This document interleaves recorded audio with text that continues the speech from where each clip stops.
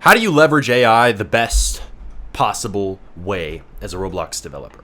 So everybody knows that AI is really changing things right now. We got Claude Code, we got Codex, we have these agents that can build pretty much an entire game for you in moments, at least for a basic prototype. We're at the point where a lot of Roblox developer work is getting replaced by AI. And a lot of people are out here thinking, is there going to be a reason to have developers? Is AI just going to replace having a team? Is it going to replace commissioners? Is it going to replace devs as a whole eventually? Is it just going to be AI? And we don't fully know the answer to that question right now. But what we do know is that you can take advantage of it in the moment in the best way possible.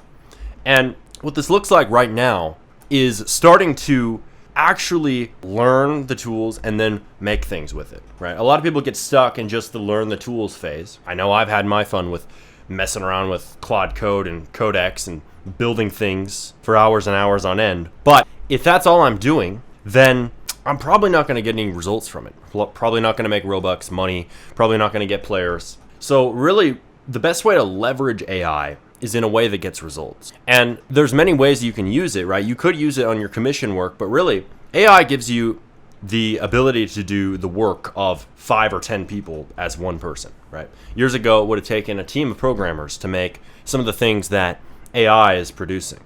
And you can have it make really an entire functional game without it even being you writing any of the code. Like, you can have it make every single line of every single script. And that comes with its pros and its cons, right? But we're talking about the pros today. So the best way to use it is really making those simple games. You want to produce projects that you can put out there to the market, an MVP, something that takes a few days preferably to make, and you put it out there, you test it in the market, you see if it gets players, you see if people like it, you iterate on the data and your analytics, and you keep going from there.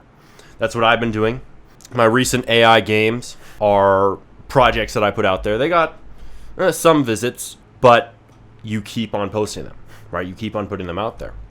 And as you put more games out there, as I put more games out there, some of them can catch on. And that's really where we're at now. Everybody has the ability to make a lot and a lot of throughput. Everybody has the ability to write thousands of lines of code in minutes if you pay for the subscriptions for AI, of course. So now the bottleneck isn't writing code, it's actually shipping. It's releasing your projects to the market. And a lot of people are out here thinking, oh yeah, since AI can make the game, that's it, it's covered. No, even if AI can make a lot of the UI, can code, as long as you handhold it through the process all the way to the end of having a finished product, even if it can do all these things, AI does not post the game on Roblox for you. It doesn't hit the publish button, at least not in a simple way yet, right? We have Codex computer use now, and I'm actually going to be using that to automate putting out all the badges, and that's really going to help automate things further.